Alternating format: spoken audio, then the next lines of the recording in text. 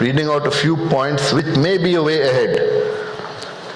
Setting up and strengthening specialized cybercrime units across states, enhancing judicial and prosecutorial training in digital forensics, promoting international cooperation through treaties and mutual legal assistance fora, modernizing the IT Act further to reflect contemporary threats, develop Indian jurisprudence on AI liability, algorithmic accountability, and digital consent, ensure that cherished fundamental rights, privacy, free speech, due process, remain protected even in the face of technological disruptions and anonymous offenders.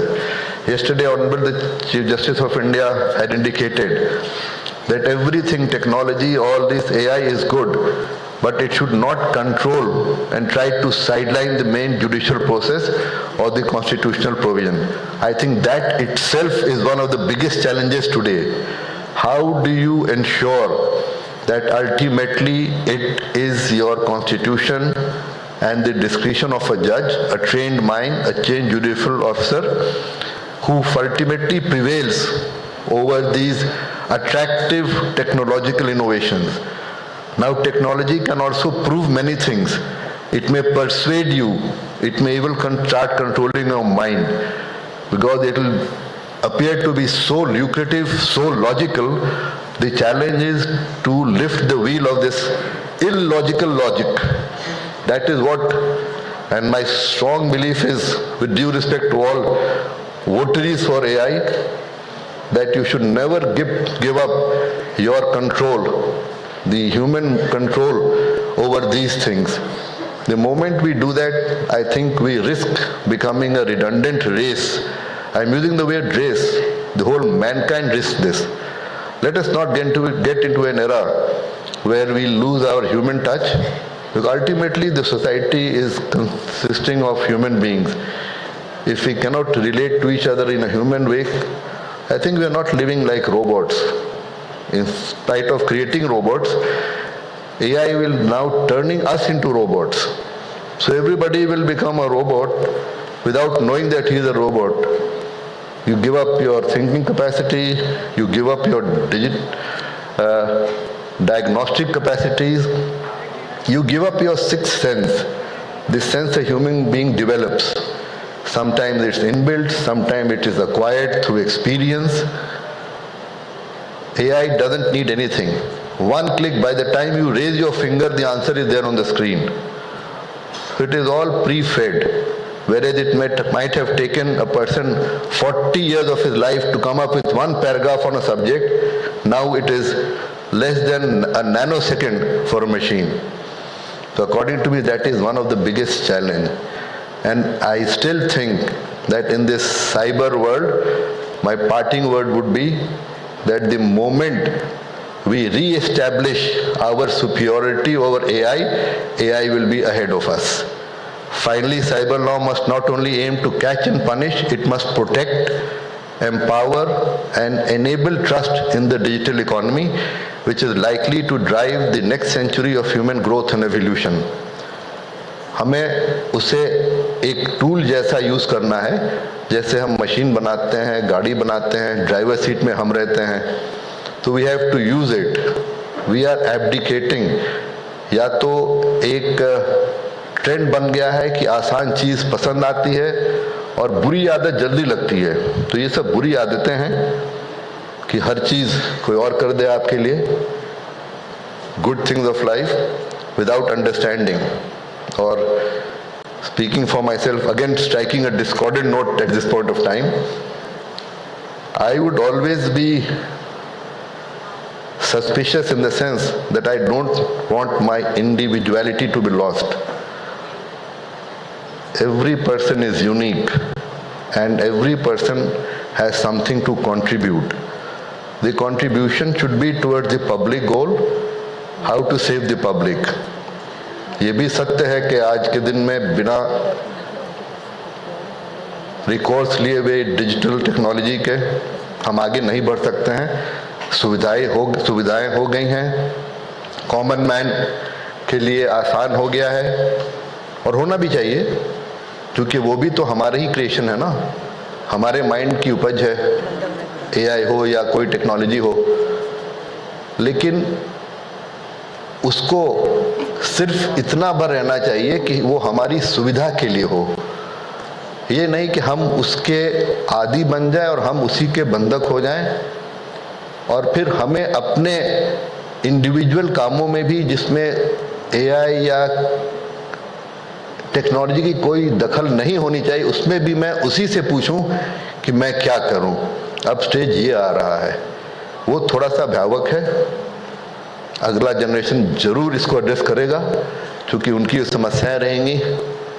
We are almost at the final line, but I wish you all the best because the challenge has rightly been taken note of, and this 3 days intensive, I think it must be the first in India जो इतना intensive किया है आप लोगों ने, and जिस type का audience है, people from all stakeholders sides, everybody is here. I wish you all the best. Jai Hind. Thank you, Lordship. Lordship touched upon a very sensitive and very profound subject, that the day man has to be smarter than the machines. I am reminded of, a very interesting incident called, and I hope really know that you know it, that's called as Alan Turing test.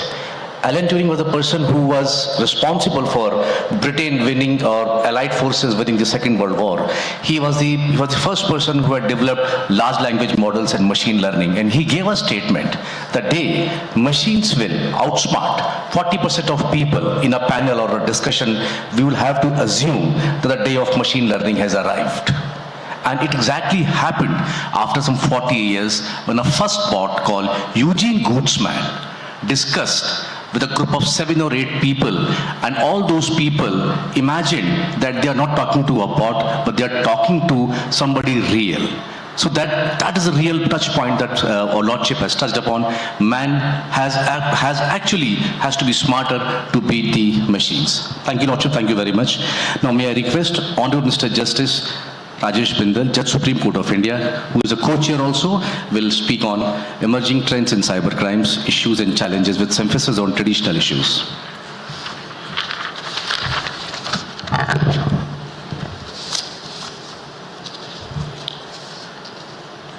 So सबको मेरा नमस्कार, आदाब, सत श्री अकाल। हम पंजाब में copy to all भी कर देते हैं, एंड खंबा गनी तो यहाँ तो फिर मैं नाम लेने की गलती नहीं कर रहा हूँ क्योंकि पहले एरर हो गई थोड़ी, और कल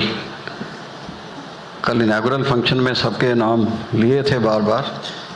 तो टेक्नोलॉजी के बारे में सारी बातचीत है, तो वो कॉपी पेस्ट का ज़माना भी है, उसमें प्रॉब्लम भी है बहुत। दैट वी फील कि जब जजमेंट लिखते हैं बहुत सारी हमारे पास आती हैं, तो कहीं से कॉपी पेस्ट करो तो उसमें कुछ का कुछ पहुँच जाता है।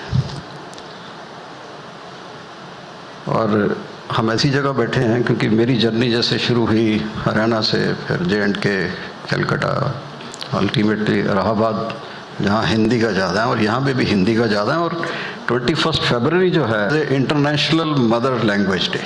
सो आज तो हम वैसे भी फिर अपनी मदर लैंग्वेज में बात करें। और सब्जेक्ट ऐसा है कि जैसे साइबर, ये सारी चीज़ें हवा में चलती हैं, ये भी हमारे ऊपर से निकलता है।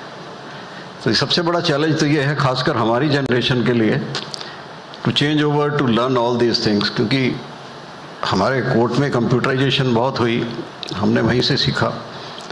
और जब हमने डिस्ट्रिक्ट कोर्ट में इसको थोड़ा इम्प्लीमेंट करने की सोची, तो there was lot of resistance क्या थी कि जो 50s में हमारे एम्प्लॉयज़ थे, सो दे वर वेरी रिलक्टेंट कि इस कब चेंज करेंगे, कैसे करेंगे।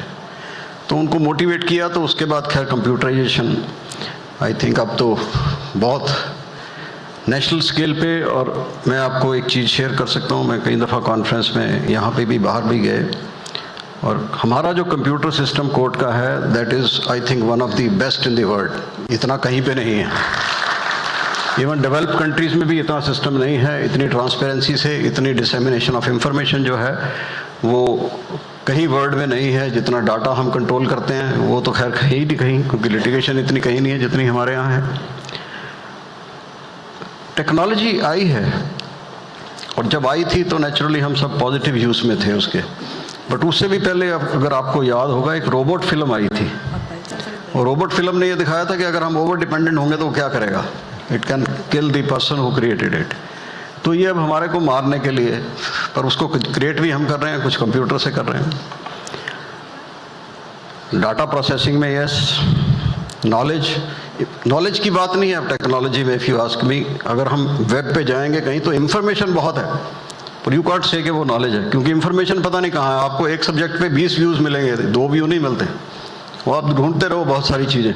तो वो इन्फॉर्मेशन आपको मिल रही है, पर नॉलेज में क्या राइट और रॉन्ग है वो you have to apply your mind to see. So ये एक इरा वो चल रहा है।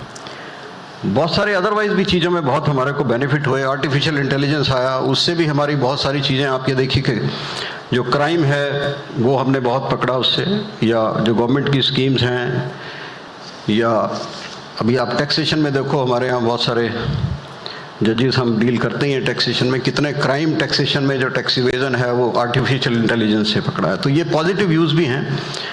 बट उसके बाद साथ ही साथ फिर नेगेटिव शुरू हो गया, और नेगेटिव शुरू हुआ आपके डीप फेक से, आपकी वॉइस क्लोनिंग है, आर्टिफिशियल इंटेलिजेंस से फेक डॉक्यूमेंट, मैसेज, कितनी चीज़ें अब हम फेस कर रहे हैं रेगुलरली। तो आइडेंटिटी इशू भी आ गया है, एक बहुत सारी लिटिगेशन कोर्ट में आ रही है कि किसी की वॉइस, किसी की पिक्चर लगा के लोग मिसयूज़ कर रहे हैं। जब मैं इलाहाबाद में था तो हमारे जजेस के ईमेल आईडी क्रिएट कर दिए किसी ने, और गवर्नमेंट को ईमेल भेजनी शुरू कर दी कि आप ये काम कर दो, इसकी ट्रांसफ़र कर दो, इसकी ये कर दो। तो थोड़ी शुरू में तो उन्होंने किसी ने नहीं पूछा, एवरीबडी थोड़ा डरता है कि चीफ साहब के वहाँ या किसी जज के यहाँ पूछे जाके कि ये क्यों हुआ है। लाइक कल सीजे साहब ने शेयर किया था, तो हमारे साथ भी हुआ वहाँ। So ultimately the matter came to us, उन्होंने बताया हमारे को कि ऐसे ऐसे मेल आ रही हैं। व्हेन वी चेक्ड अप, वो मेल जनरेट हुई थी कहीं साउथ अफ्रीका में सर्वर से, और कई सारे जजेस के नाम से भी ऐसे हुई। तो देन वी इंस्टीट्यूट इंस्ट्रक्शंस कि कुछ भी यहाँ से आए तो आप बिना वेरिफिकेशन के कुछ नहीं करेंगे अगर कोर्ट से कोई भी मेल आती है। देन एक व्हाट्सएप का वो शुरू हो गया, उसमें मेरी पिक्चर लगी थी, उसमें मैसेज आ रहे हैं। तो वो पता लगा, तो उसको वेरीफाई किया, तो वो नंबर निकला महाराष्ट्र का कहीं का, और महाराष्ट्र में जस्टिस दीपंकर दत्ता उस टाइम चीफ थे, तो आई रिक्वेस्टेड हिम। तो उन्होंने पता किया कि किसी ओल्ड लेडी का नंबर था। तो वो कहने लगे जी मेरे को पता नहीं है, मैं तो यूज़ नहीं करती, किसी ने यूज़ कर लिया होगा, क्या कर दिया, बट वट एवर इज़, वो वहाँ मिला। और एक नंबर तो हमारे को मिला, क्योंकि वो कई सारे जनरेट हुए थे, जो लखनऊ में जनरेट किया किसी एडवोकेट ने। He had started sending messages, तो उसको तो खैर हमने अरेस्ट कर लिया था वहाँ पे। अभी जब मैं दिल्ली में था तो मेरे पास एक टेलीफोन आता है कि जी मैं फ़लाँ सब इंस्पेक्टर बोल रहा हूँ पहलगाम से, जहाँ पहलगाम अटैक हुआ था अभी, कि जी आपसे कुछ बात करनी है ये वो। तो मैंने कहा टेलीफोन बंद कर दिया, मैंने कहा ये तो फेक लग रहा है। व्हेन वी वेरीफाइड, वो नंबर उड़ीसा का निकला। तो उड़ीसा से फिर ट्रैक किया उन्होंने, उसके बाद फिर वो नंबर बंद हो जाते हैं एक्चुअली। सो ये बड़ी डिफ़िकल्टी है। ये सब कुछ जो है सोसाइटी में चल रहा है, और ये बहुत बड़ा चैलेंज है कि हमारे को कैसे इससे केयरफुल रहना है और कैसे हम इसको कंट्रोल करेंगे बेसिकली। और उसके लिए सबसे ज़्यादा ज़रूरी चीज़ जो है कि हमारे को अवेयरनेस, और अवेयरनेस की प्रॉब्लम इवन लिटरेट आदमियों की भी प्रॉब्लम है। अब आपने बहुत सारे जो एक्सटॉर्शन के केस देखे हैं, उसमें कितने एजुकेटेड लोग भी अपने लाखों करोड़ों रुपए गवा चुके हैं। लुधियाना के केस है कि बहुत बड़ा इंडस्ट्रियलिस्ट है, उससे उन्होंने डिजिटल अरेस्ट करके करोड़ों रुपए ट्रांसफ़र करा लिए। He is an industrialist.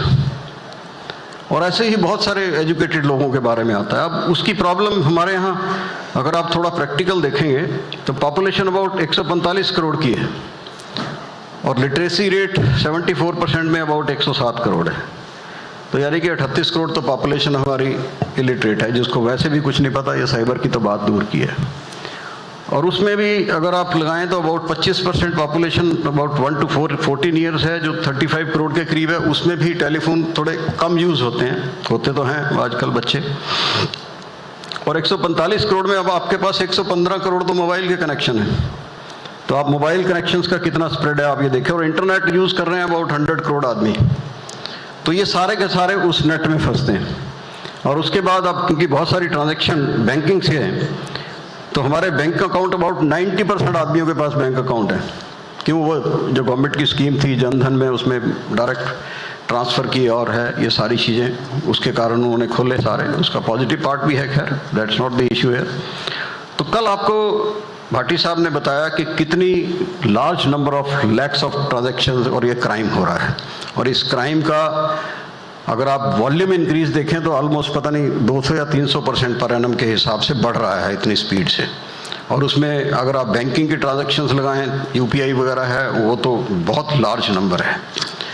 अब ये सारे कहाँ से करते हैं अगर हम देखें इसको, तो कहीं ना कहीं से तो हमारा डाटा ले रहे हैं, पर हम अब क्या करते हैं, हम अपना सारा डाटा अपने आप दे रहे हैं। हमने कोर्ट में बहुत जोर के केस लड़ा, हमारे बहुत बड़े सीनियर एडवोकेट्स ने राइट टू प्राइवेसी पे बहुत बड़ी जजमेंट भी ली, running into large number of pages. अब हम फेसबुक पे जाएं तो हम सवेरे उठ के ही अपना सब कुछ अपलोड करते हैं, और बहुत सारे सोशल मीडिया के पोर्टल हैं, हम सब कुछ अपना अपलोड करते हैं। तो हमारी जो पर्सनल इंफॉर्मेशन है 100 से भी ज़्यादा परसेंटेज में वो पब्लिक डोमेन में है। आप क्या कर रहे हैं, आपने क्या खाया, कोई रेस्टोरेंट में गया हो वहाँ फ़ोटो खींच के अपलोड करता है इमीडिएटली कि मैं यहाँ बैठ के खाना खा रहा हूँ, क्या खा रहा हूँ, या कहीं भी जा रहे हैं। तो यानी कि हमारी फैमिली क्या है, कोई सेलिब्रेशन है, सब हम अपलोड कर रहे हैं।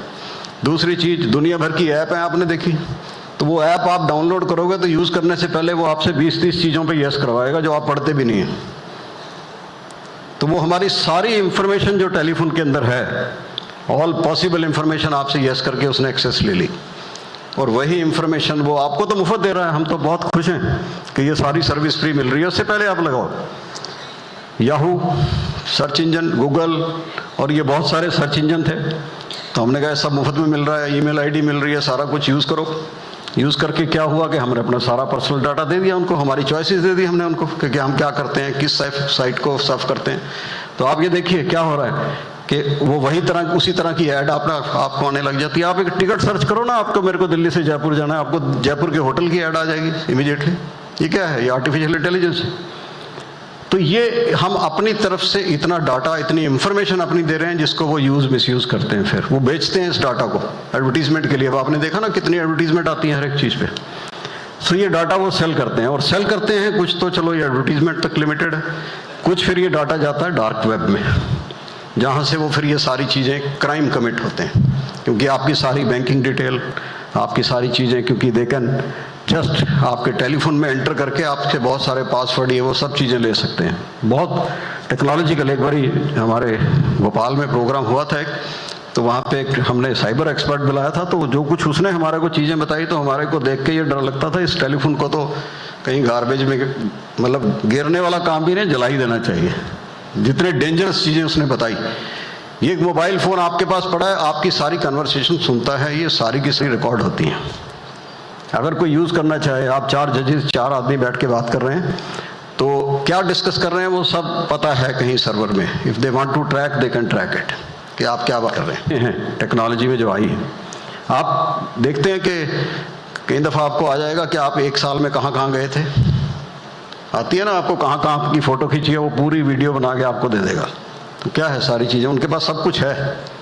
तो ये बहुत डेंजरस चीज़ें हैं जो हमारे पास आ गई हैं। और दूसरी चीज़, ये एआई की भी बात आपको बताऊं मैं। अब हमने मुफ्त में बहुत सारी चीज़ें, फैसिलिटीज़ जो थी वो यूज़ करनी शुरू कर दी। अब उनको ये सारे जो आर्टिफिशियल इंटेलिजेंस के सॉफ्टवेयर हैं, जो आपके चैट जीपीटी है, कुछ कई सारे नाम हैं, वो कैसे बने, उसमें अगर आप निकाल के देखेंगे billions of words and photographs जो थी उसको कलेक्ट किया उन्होंने, और उसके बाद वो सॉफ्टवेयर बना, क्योंकि उनको चाहिए मटेरियल, उसके बिना नहीं बन सकता। और हम ये सोच रहे थे सब मुफ्त में यूज़ करो, तो उन्होंने सब कलेक्ट करके और वो बना दिए। अब हम फिर भी उसको सर्च करते हैं, तो प्रॉब्लम क्या है कि वो फिर अपने उसको लार्ज लैंग्वेज मॉडल वो बोलते हैं, तो फिर वो सेल्फ लर्निंग प्रोसेस में और इम्प्रूव करते हैं उसको। और ये एक कंटिन्यूस प्रोसेस है, और नहीं मिलता डाटा तो वो सिंथेटिक डाटा क्रिएट करते हैं। तभी तो वो आपने देखा ना कि जो कोर्ट में नॉन एग्जिस्टिंग साइटेशन कहाँ से आती है, वो डाटा तो है नहीं उनके पास कोई, आपने कुछ पूछा उसने जनरेट करके दे दिया आपको। तो this is what is happening. ये अब यहाँ पे भी बहुत हो गया, ये खाली यहाँ नहीं है, ये सारे डेवलप्ड कंट्रीज के अंदर regularly non existent citations court में साइट हो रही है। अमेरिका में भी हो रही है। अभी आई थिंक फरवरी में भी एक केस आया, huge cost was imposed on that person. तो ये बड़ी एक प्रॉब्लमेटिक एरिया है। वही बात जैसे ब्रदर ने बताई कि हमारे को केयरफुल रहने की ज़रूरत है, पर हम एज लिटरेट पर्सन्स तो केयरफुल रह सकते हैं, पर हम जो इलिटरेट आदमी है उसका क्या करेंगे। अब आप बहुत सारे स्कैम हैं, पर एक चीज़ मैं देख रहा था ये कुछ डाटा प्रोबेबली एनसीआरबी पे है कहीं, क्योंकि अब अथॉरिटी तो कुछ पता नहीं लगता कौन सी वेबसाइट है। जैसे कि जितना क्राइम हुआ है ना उसमें कन्विक्शन रेट साइबर में प्रोबेबली 27% है, शायद आपको ज़्यादा आइडिया होगा, यू रिमेन इन टच। और अबाउट 62% जो है वो इन्वेस्टिगेशन में ही है। और उसका एक रीज़न जो मैं समझता हूँ वो ये है कि हम पूरी तरह ट्रेंड नहीं है, फर्स्ट इन्वेस्टिगेशन में भी, और उसके बाद प्रोबेबली हमारे जुडिशियल सिस्टम में भी we need to train our जजेस to take care of this challenge जो आ गया हमारे पास। क्योंकि हम, एक वो पुरानी कहावत है ना कि बिल्ली को देख के कबूतर आंखें बंद कर ले, पर हम आंखें बंद करके चलेगा नहीं कहाँ। आंखें बंद करेंगे तो बिल्ली तो है ही है वहाँ पे। तो इसलिए we have to be ready to face this challenge. बहुत सारे, अभी भी आया था एक, कल परसों आपने पेपर में देखा होगा, कोई 70,000 करोड़ का कोई टैक्सेशन उन्होंने AI से डिटेक्ट कर लिया। ऐसे ही there are number of cases वो हम रेगुलर पढ़ते ही हैं। अब प्रॉब्लम जो एक आ रही है, जो हमारे पास कोर्ट में भी आ रही है, आपके पास भी आती होगी, जो ये सारे साइबर क्राइम के केसेस हैं बहुत सारे जिसमें मनी ट्रांजैक्शंस हैं। जब हमारे पास बेल के लिए कोई आदमी आता है, क्योंकि वहाँ तक वही पहुँचती है मैटर जो आपसे होके जाते हैं, ही सेज कि जी मैं तो एक पूरा रेडी वाला हूँ, ये मेरी तो छोटी सी दुकान है और किसी ने मेरा मोबाइल नंबर ले लिया था, उसने मेरे से पासवर्ड भी पूछ लिया, एंड सम फेयरली सेज कि जी मेरे को तो 20,000 रुपये दिए थे उसने, मैंने कहा चलो ले लेते हैं, कोई फ़र्क नहीं है। So this is what is happening. अब वो आदमी तो क्या करेगा, उसके पास कुछ है नहीं, उसने सिर्फ 20,000 10,000 के लालच में अपना अकाउंट लैंड कर दिया। ये बहुत प्रेवलेंट है। तो ये एक चीज़ जो है हमारे को उन आदमियों को एजुकेट करने की ज़रूरत है सबसे पहले तो, कि ये कितना बड़ा प्रॉब्लमेटिक एरिया है अगर आप इसको किसी को लैंड करेंगे या किसी, जैसे हमने कहा कि भी अगर आप मोबाइल से सारी एक्सेस दे रहे हैं तो लोग एक्सेस करके आपके डॉक्यूमेंट वहाँ से आधार कार्ड पैन कार्ड लेके अकाउंट भी खोल देंगे आपके नाम का। ऐसे भी बहुत सारे इंस्टेंस हैं ना, उनके पास सब कुछ है, बैंकिंग से बहुत सारा डाटा चला जाता है, कोई ऑफिसर वहाँ पे लीक कर देगा डाटा, वहाँ सारी चीज़ें हैं आपकी। और एक बहुत बड़ी चीज़ किसी ने बताई थी एक बार कि आप डॉक्यूमेंट दो तो उस पर अटेस्ट करके लिखो कि मैंने किस पर्पज़ के लिए किस दिन दिया, पर आजकल AI से तो कुछ भी पॉसिबल है, वो सब लाइनें साफ कर देंगे, वो डॉक्यूमेंट प्लेन कर देंगे। अभी मेरे को उसने बताया था वहाँ पे, ये सेज कि जी आप श्रेडिंग मशीन में भी कोई डॉक्यूमेंट श्रेड करके गिरा दो तो ऐसे टूल्स आगे कि उसको डॉक्यूमेंट को बना देगा वो। आप ये देखिए, मतलब बहुत ज़्यादा चीज़ें जो टेक्नोलॉजी से आगे आगे चल रही हैं। प्रोविजंस तो बहुत हैं, ब्रदर ने बताया, पर प्रॉब्लम ये है कि हमारे को कैसे यूज़ करने हैं। चैलेंजेस रेगुलरली आ रहे हैं। ज्यूरिसडिक्शन की बात तो बहुत प्रॉब्लमेटिक एरिया है क्योंकि इसका कोई बाउंड्री तो है ही नहीं, बट उसमें बहुत बड़ा चैलेंज ये है कि अगर क्राइम कमिट हुआ है एक स्टेट से मल्टीपल स्टेट्स में है तो आई थिंक क्या कोऑर्डिनेशन है, क्या होनी चाहिए, ये बहुत बड़ा चैलेंज है। क्योंकि हमारे, आपको पता ही है, कुछ स्टेट्स में रिलेशन सेंटर से बहुत अच्छे नहीं चलते, वो नहीं चलते तो फिर वो कहेंगे नहीं जी हम इन्वेस्टिगेट करेंगे या वो करेगा। मतलब ये एक चैलेंज है बहुत बड़ा जिसके अंदर बहुत कोऑर्डिनेशन चाहिए। हमारे पास एक मैटर आया था कि एक इंडियन था कोई, उसने डार्क वेब पे अकाउंट खोल के and he was selling drugs, तो अमेरिका में उसको पकड़ा, उसको फिर यहाँ ले आए थे हम, इंडिया में भेज दिया उन्होंने, and lot of crypto currency और उससे पास मिली थी, तो वो जेल में है। तो इसमें कुछ कंट्रीज में mutual legal assistance treaties sign हुई हुई हैं जो आपस में असिस्ट करती हैं, और वो भी बहुत बड़ा चैलेंज है। वो तो गवर्नमेंट लेवल पे होगा। और एक चैलेंज जो अभी ये साइबर के कारण ही कोर्ट में आएगा कि एविडेंस आपके पास ऐसी आएगी जो फेक है। अभी मेरे को एक एडवोकेट एक प्रोग्राम में बता रहा था, कहते जी मेरे पास एक मैट्रिमोनियल केस में एक spouse, one of the spouse आया, वो कहने लगे जी ये मटेरियल है, मेरा केस फाइल कर दो। उसने कहा जी इसकी आप सर्टिफिकेट दो कुछ हो, कहते जी ये तो सब AI जनरेटेड है, ये बाकी आपको देखना है क्या करना है। तो ये लोगों ने शुरू कर दिया। फोटोग्राफ्स आप जनरेट कर सकते हो क्योंकि आपकी सारी की सारी फेसबुक पे हैं, वहाँ से किसी का फेस किसी का कुछ बदल लो। ऐसे ही आपकी सारी डिटेल है, आप कहाँ जा रहे हो क्या है सब कुछ है ना, तो उसका साथ लिंक करना है उन्होंने कि जी ये देखो ये स्पाउस तो यहाँ घूम रहा था, ये आदमी साथ था उसके, आप किसी ने फेस चेंज कर दिया। तो ये चैलेंज आ रहा है बहुत बड़ा, आप एकदम देख के तो समझेंगे क्या है। फिर उसके बाद आपकी जो कोर्ट में आ गई तो आप क्या करेंगे। कमर्शियल लिटिगेशन में बहुत सारी चीज़ें, ईमेल एंड ऑल दैट, अब सर्वर बाहर है, एविडेंस की प्रॉब्लम, 65B जो था पुराना उसके एक सर्टिफिकेशन की प्रॉब्लम, और ख़ासकर जो इलिटरेट आदमी है अगर उसके मोबाइल में कुछ है उसको तो कुछ पता ही नहीं है, वहाँ से सर्टिफिकेशन की प्रॉब्लम हो जाएगी, ही मे डिलीट इट। तो ये बहुत सारी चीज़ें जो हैं उसको पकड़ने के लिए में भी हमारे को AI के ही टूल्स चाहिएंगे। क्योंकि पहले एक बात हो रही थी कि जो एआई जनरेटेड वीडियोस या कुछ फोटोग्राफ्स सोशल मीडिया पे चलती हैं तो उसके ऊपर कोई वाटरमार्क होना चाहिए। अब प्रोबेबली नए रूल्स में कुछ आई है चीज़ ये कि वाटरमार्क होगा, सो दैट उसको लोग इंजॉयमेंट के लिए समझें, ना कि उसको रियल समझें। तो ये एक प्रॉब्लम जो थी ये है। अच्छा, अब दूसरी प्रॉब्लम इसकी मैंने देखी, एक बारी मैंने प्रोग्राम अटेंड किया एफएसएल यूनिवर्सिटी है हमारी गुजरात में, नेशनल फॉरेंसिक साइंस यूनिवर्सिटी। ये बहुत बड़ा चैलेंज ये है कि हमारी जितनी एफएसएल लैब हैं उसके अंदर अमाउंट 40% पोस्टें खाली पड़ी हैं नेशनल लेवल पे, और इंफ्रास्ट्रक्चर की कमी तो आपको पता है, कोर्ट में आते हैं कि टेस्ट की रिपोर्ट्स कितनी लेट आती हैं। और साइबर के बारे में तो probably there are very few labs जो नेशनल लेवल पे ये सारा कुछ करती हैं, बट वहाँ बड़ी state of the art facilities हैं। तो एक ये चैलेंज है हमारे पास, क्योंकि इसमें डिले फेटल है किसी भी चीज़ में। अगर इन्वेस्टिगेशन में हो गया, कहीं सीसीटीवी से आपको फुटेज लेनी है, उसकी रिकॉर्डिंग 1 महीने की है, आपने इन्वेस्टिगेशन में 1.5 महीना लगा दिया तो वो तो वॉश ऑफ हो जाएगी, साइकिल है। तो ये बहुत फास्ट चाहिए, और उसके लिए चाहिए हमारे को training. Like income tax department में उन्होंने बहुत सारी इंस्ट्रक्शंस इशू कर रखी हैं, if you go in for search, और वहाँ कंप्यूटर सिस्टम ही है सारे अकाउंटिंग के लिए अब, तो उसमें आप कैसे डाटा रिट्रीव करेंगे, क्या करेंगे, सेफगार्ड्स एंड ऑल दैट। तो मे बी इसमें कुछ ना कुछ इस तरह की गाइडलाइंस जो हैं वो चाहिएंगी हमारे को, क्योंकि ये चैलेंजिंग टाइम है। हमने अबाउट 10 साल पहले एक कमेटी बनी थी, तो एक रूल्स बनाए थे how to receive, store and retrieve electronic evidence, क्योंकि एक बहुत बड़ा चैलेंज है वो भी। इलेक्ट्रॉनिक एविडेंस पहले आपको पता है कोर्ट में जो सीडी आती थी वो उसको सुए से मार के सुराख करके पेपर बुक से लगा देते थे, या पेन ड्राइव किसी ने लगा देनी। तो this is not the way the electronic evidence is led in court. तो ये चीज़ें हैं। उसके बाद मैं एक चीज़ सोच रहा था कि हम क्या कर सकते हैं इसके लिए। कोविड के टाइम में हमारे को पता है कि education system, even school, primary school level से लोगों के बच्चों के हाथ में गैजेट्स दे दिए हमने, जो अदरवाइज हम कहते थे कि नहीं देने हैं उनको। तो उससे आदत डेवलप हो गई बच्चों की कि ये चाहिए, कंप्यूटर चाहिए, लैपटॉप चाहिए, क्योंकि पढ़ने के लिए दिया था। बट इन एनी केस अब तो उस चीज़ों पे थोड़ी ब्रेक है। बट हम क्या कर सकते हैं कि आई थिंक ये एजुकेशन हमारे को सबसे पहले तो स्कूल में इम्पार्ट करनी पड़ेगी, maybe as a subject also I can say. मतलब हमारे जो स्कूल एजुकेशन बोर्ड हैं या सीबीएसई है, कुछ है, क्योंकि ये बहुत बड़ा चैलेंज है उनको वहीं से हमारे को इसके बारे में। क्योंकि एक बच्चा अगर कोई चीज़ सीखेगा स्कूल में तो वो अपने घर में भी 4 आदमियों को बताएगा। अगर उसमें से इलिटरेट भी हैं कुछ आदमी, सेमी लिटरेट भी हैं, उनको भी सेंसिटाइज कर देगा। तो एक बच्चे के पढ़ने से 4 आदमियों को, और मे बी और भी एडिशनल को, वो बता सकता है इस बात को। दूसरी चीज़, हमारे पास बहुत सारे लीगल एड क्लिनिक हैं, स्कूल कॉलेजेस में खोल रखे हैं हमने। वहाँ पे हम ऐसे कोई प्रोग्राम, कोई सेमिनार, कुछ भी करें उनको, सो दैट स्कूल में वो और सेमिनार, और they can go to other places also. हमारे पास पीएलवी हैं इतने ग्राउंड लेवल पे।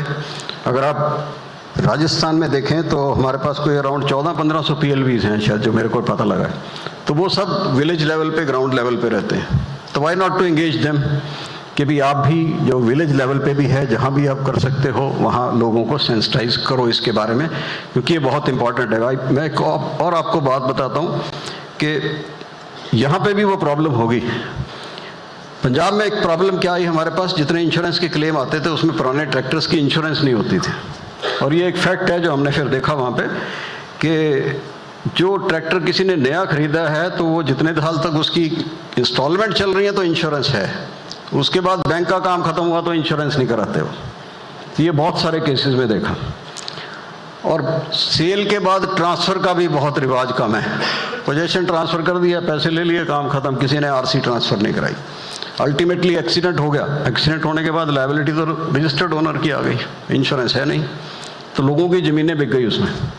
तो हमने फिर एक थोड़ा सा प्रोग्राम वहाँ पर शुरू किया लोगों को एजुकेट करने का। वहाँ हमारे गुरुद्वारे से बहुत चीज़ें चलती हैं और ये एक अच्छे काम के लिए यूज़ होती हैं बहुत सारी चीज़ें। तो वहाँ से भी मैसेज दिए और उनको बहुत सारे एग्जाम्पल दिए कि ये कुछ हो गया था, किसी ने नहीं कराया, और थर्ड पार्टी इंश्योरेंस के सिर्फ 1000-2000 रुपये लगते हैं। तो बहुत सारे लोगों ने कराई।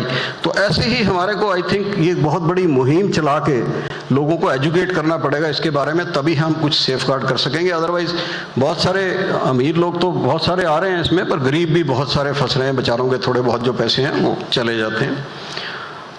डाटा सिक्योरिटी एक बहुत बड़ा चैलेंज है इसमें, क्योंकि डाटा हमारे पास भी बहुत है, बहुत सारे गवर्नमेंट डिपार्टमेंट्स के पास है। तो वो आई थिंक हमारे को सिक्योर करना पड़ेगा, सो दैट ये डाटा जो है लीकेज ना हो।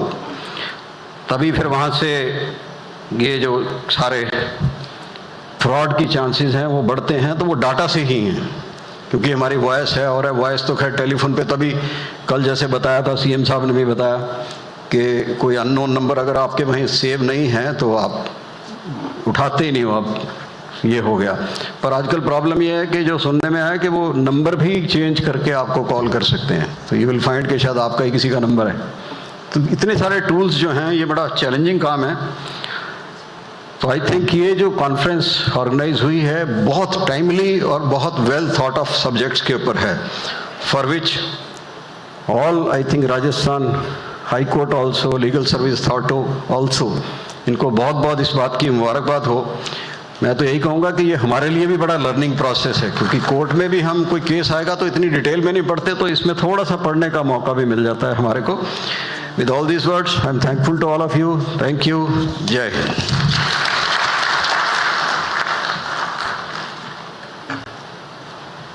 Thank you, Honorable. Thank you very much.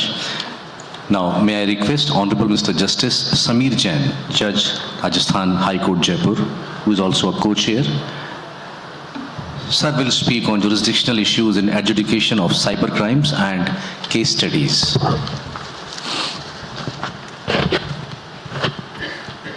Good morning.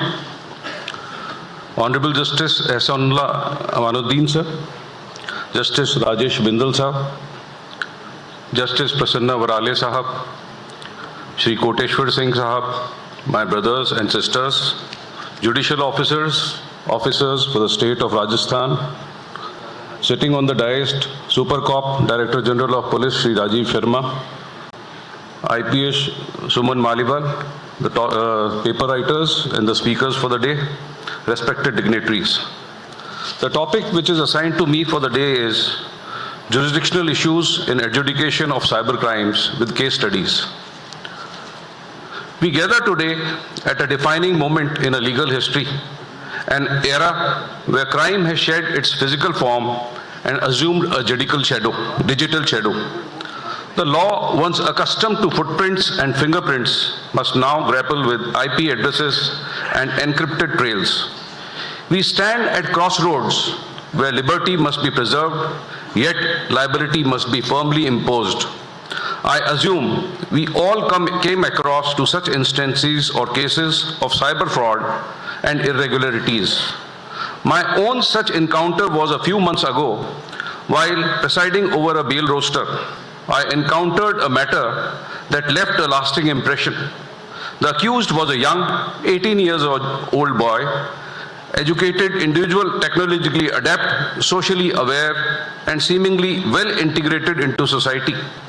Yet, behind a screen, he had allegedly orchestrated a chain of cyber frauds.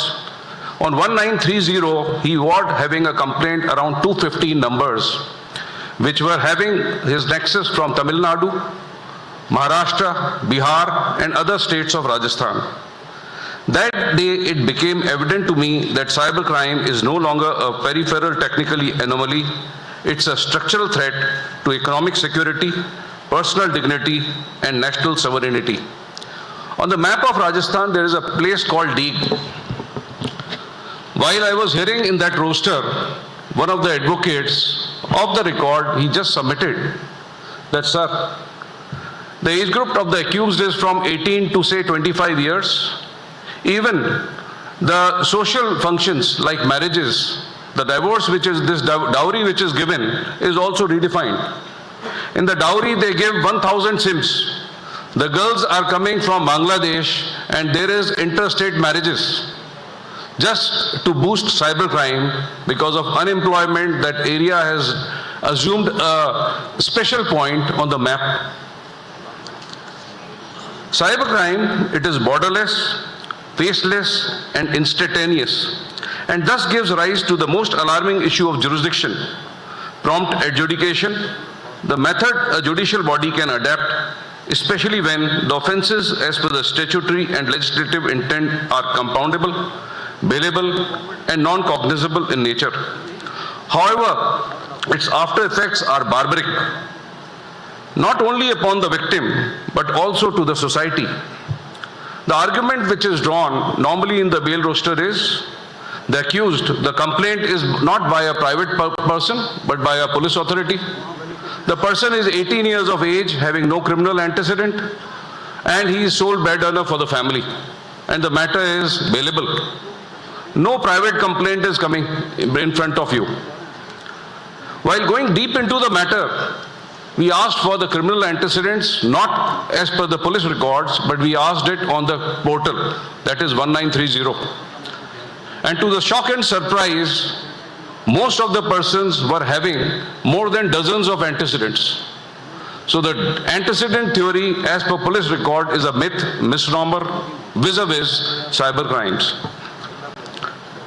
State, in case of cyber monetary frauds like crypto siphoning, transferring of money saved and deposited in the bank accounts, unlawful and illegal payments, promoting illegal trade, smuggling terrorism, youth which gets emotionally disturbed and slip into depression upon any trivial issue.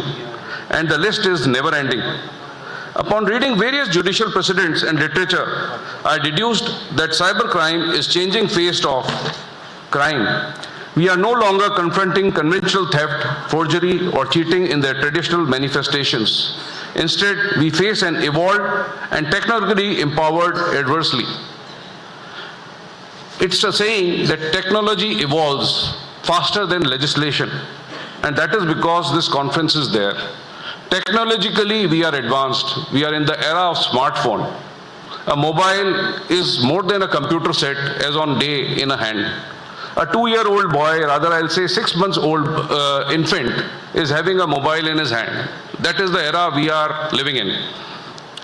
At the heart of India's cyber legal framework lies the Information Technology Act 2000, which remains the cornerstone legislation in combating cyber offences. Yet adjudication in cyber matters is far from straightforward. Members of the judiciary are increasingly required to interpret complex cases involving technical digital evidence, cross-border jurisdictional challenges, and involving statutory frameworks. One of the foremost jurisdictional hurdles is the limited judicial precedent in emerging technological domains. Cyber jurisprudence is still evolving, and courts frequently face issues where guiding case laws are sparse, especially in matters concerning new technologies and automated digital conduct. Another major challenge is the admissibility of the digital evidence. Section 65B. We are dealing it again and again. Recently, sitting in a criminal roster, we have encountered that yes, Arjun Pandit was the last case. Even that is modified. Chandrabhan and thereafter Shubha's judgment has modified and liberalized. A very liberal approach has to be taken qua the same, considering that the laws which we have made are with the standards of Scotland Yard and the investigation which is done with the Indian standards. So we have to adapt a theory, how best we can result into interest of justice. So some Supreme Court judgments are there on the topic. When I was analyzing the different sessions of the day, there was merely reference of Arjun Pandit, but I think much water has flown thereafter. The courts are compelled to balance technical compliances with substantive justice. Now, with this background, I touch upon the statutory part, how jurisdictional issues in adjudication of cyber crimes have to be dealt with.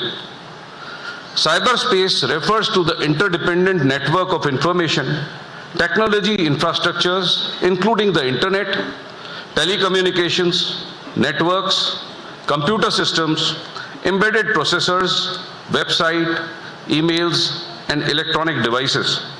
Cybercrimes are broadly categorized into traditional crimes committed electronically, such as theft and defamation, and crimes where the computer itself is attacked. The relevant provisions under the IT Act 2000 are multifarious. In my paper, I have written more than 24 particular definitions and sections are there which are relevant, but I'll like to read 3 limited sections which are apt for the topic given for me for the day are. And I think it's better because the provisions are very small, I like to read it out. First, I'll move to section 1 of the IT Act. It shall extend to whole of India and save as otherwise provided in this Act, it applies, I'll place emphasis on this, it applies also to any offense or contravention thereunder committed outside India by any person. Meaning thereby, if we have an effect in India, it will not be limited to a physical being in India, but yes, we'll have a jurisdiction if the act is committed outside and impact is in India. It is a very small interpretation which can be enlarged, but this is a relied upon section. Then I'd like to read section 75. Act to apply for offense or contravention committed outside India.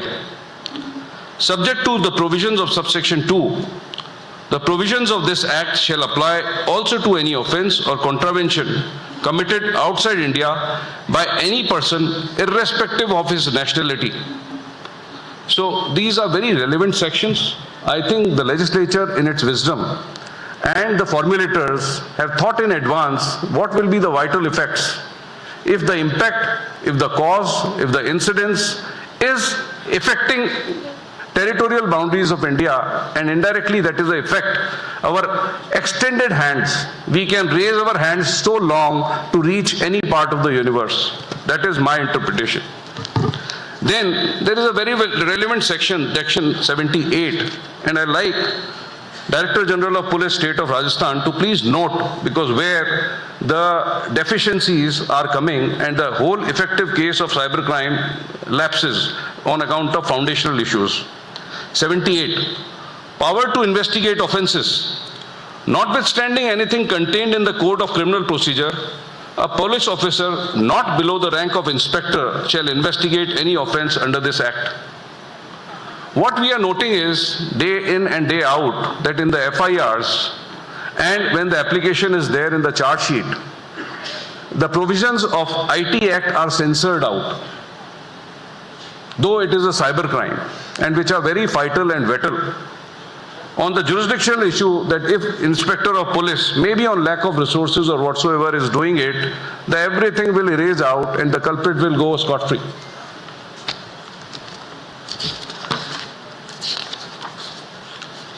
Now, relevant provisions under the Bharatiya Nyaya Sanhita, that is BNS.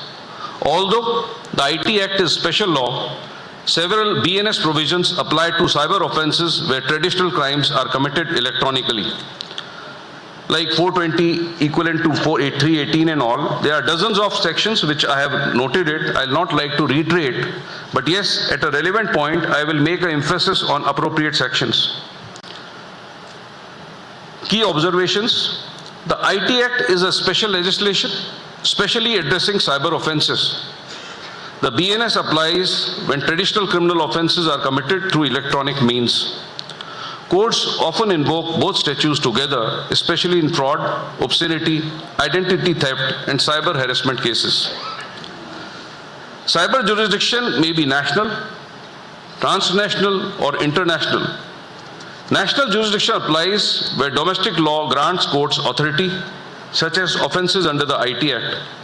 Cyber crimes are often transnational, involving multiple countries. Jurisdictional challenges arise because internet content has a global audience, websites can shift locations, and hosting may be split across territories. Determining the location of users or servers is often difficult. As yesterday we were discussing that approximately a dozen threats have come to our High Court, and when it was traced out, it was from some myth server at Switzerland or maybe Cambodia or elsewhere. Now, theories of jurisdiction include subjective territoriality, jurisdiction where the act occurs, simpliciter, section 2 of the IPC, read with section 1 bracket 3 of the IPC, read with IT Act 1 bracket 2. If any act occurs within the territory of India, definitely jurisdiction will be there. Objective territoriality or effects doctrine. As we say under 226, cause of action is bundle of act and it arises where effect or impact is there.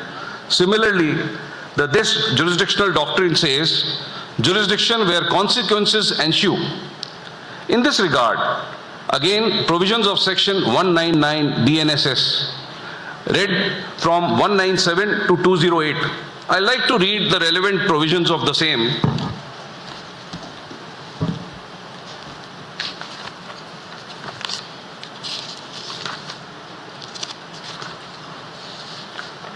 Chapter 14 of BNSS 2023. There is a little shift from the earlier laws, and I think legislature was aware, though fundamentally there is a replica, but there are few changes. Jurisdiction of the criminal courts in inquiries and trials. Ordinary place of inquiry and trial. Every offence shall ordinarily be inquired and tried by a court within whose territorial jurisdiction it was committed. Now section 199, which is very important, offence triable where act is done or consequence ensues or where the impact is there. When act is an offence by reason of anything which has been done and of a consequence which has ensued, the offence may be inquired into or tried by a court within whose local jurisdiction such thing has been done or such consequence has ensued. Place of trial where act is an offence by reason of relation to other offence. Even an indirect offence which is happening, that can also be tried, and the act BNSS is giving a liberal interpretation and specific statute regarding the same. Now a very important section, that is 208, offence committed outside India. When an offence is committed outside India by a citizen of India, whether on the high sea or elsewhere, the only 208 has a little distinct feature other than this is, then when any offence is committed outside India but by an Indian citizen. That is the only thing. So it is a little special provision having a special effect, not a general effect.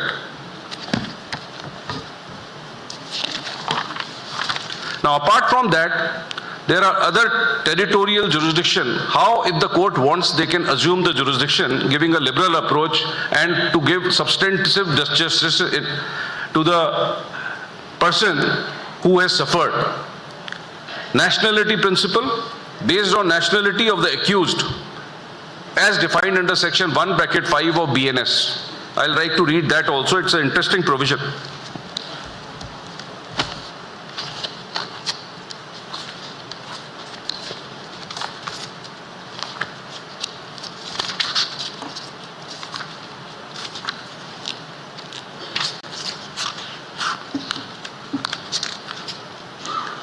The provision of this Sanhita shall also apply to an offence committed by any citizen of India in any place without and beyond India. Any person or any ship, wherever it may be registered in India, wherever it may be, any person in place without and beyond India committing offence targeting a computer resource located in India. That is a very important provision wherein we can assume a jurisdiction. And there is an explanation to word offence includes every act committed outside India, which if committed in India would be punishable under this Sanhita. So a very broad, enlarged definition is there. Virtually, BNS is saying, qua cyber crime, I give you liberty to catch anybody if he is affecting cyber of Indian country. We are giving you all liberty to, yes, you will have a jurisdiction. That is what is my interpretation reading out from it. Now the case laws. Well, not much of the case laws are there, but yes, Apex Court has intervened in few cases. One of the very interesting case laws is India TV, Independent News Services Private Limited versus India Broadcasting Live.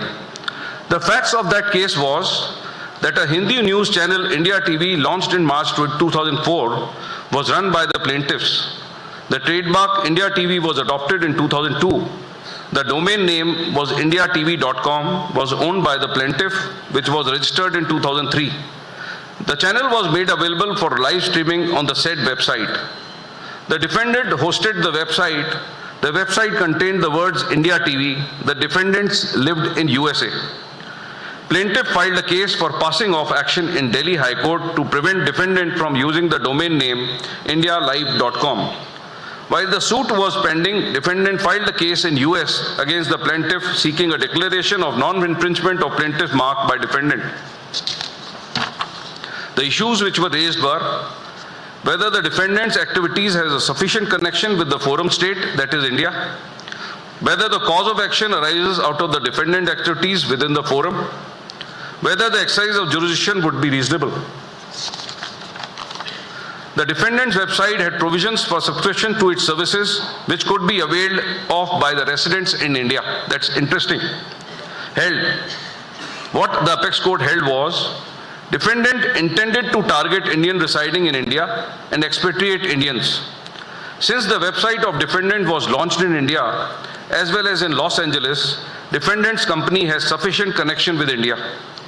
Regarding the effects test, since the plaintiff channel was an Indian news channel made for Indian audiences, any harm alleged to have been caused or to arise to the goodwill reputation of plaintiff would be in India. Therefore, the defendant's case on activities within the jurisdiction of this court has sufficient contacts with the jurisdiction of this court, and the claim of the plaintiff has arisen as a consequence of the activities of defendant within the jurisdiction of this court. This territorial and the trial jurisdiction was with Indian courts. The next judgment, a celebrated judgment, was Ajay Agarwal versus Union of India. Jurisdiction was upheld where consequences occurred in Chandigarh despite acts occurring abroad. Similarly, there were many other judgments on the similar lines. The conclusion which is deduced on this jurisdiction side and all, which I have illustrated from the case laws and reading the bare reading of the statutory provisions, results that yes, the court should take a liberal view in interest of justice if the suffered person or the victim is situated in India. Whatsoever best we can do, maybe the person is situated in Cambodia or not, relying upon these provisions, we should take a stand which may be an extended one, which will fulfill the object of the victim or the accused. To conclude my topic, what I like to say is that it is on account of technology, which is moving faster and fastest than the legislation, we need to overcome the same. We need few judgments as precedents are lacking in the particular field. Crime has migrated from public street to a private screen. That is also, we have seen that a boy, an infant of 6 months to a person who is say touching 100 years, all in their hands are having this IT gadgets. And what Sir has told, Bindal Saab and Amanullah Saab, that yes, it is very fiery. What you are having is an X-ray in the hand. You can be read out what you are thinking. आप WhatsApp पे एक movie डालिए और आप देखेंगे कि अगला जो आपके WhatsApp पे जो चीज़ आ रही है, Google पे आ रही है, you will have of the same kind. The AI is reading your mind, it is reading each and everything. So what I like to thank the organizers who have given me this opportunity, and I'll say that yes, it is a topic where a lot of study is required, a lot of research is required. Rest, I like to hear the state, what they have to say, the investigation agencies. Thanks a lot. Thank you. Thank you, Honorable. Thank you very much. Now, may I request Sri Rajiv Kumar Sharma, the Director General of Police, Government of Rajasthan, Jaipur. Sir will be speaking on difficulties encountered in investigating and prosecuting cyber crimes. Thank you, sir. Honorable Justice Asauddin Amanullah ji, Honorable Justice Rajesh Bindal, Honorable Justice Kuteshwar Singh ji, Honorable Justice Samir Jain, Honorable Justices from Rajasthan High Court and learned judges from district courts, my fellow panelist D.I.J. Suman and distinguished guests. The topic assigned to me is difficulties encountered in investigating and prosecuting cyber crimes.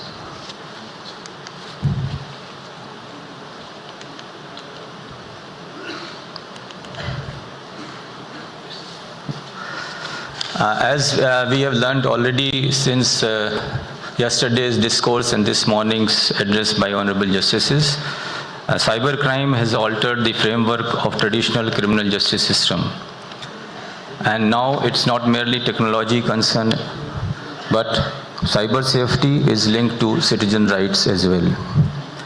BNS, we have seen, and already elaborated by Justice Sameer Jain sir, has provided some definitions of cyber crimes, but yet and during the course of my presentation, you will see that we are doing still very little considering the vast reach of cyber crime as on the date.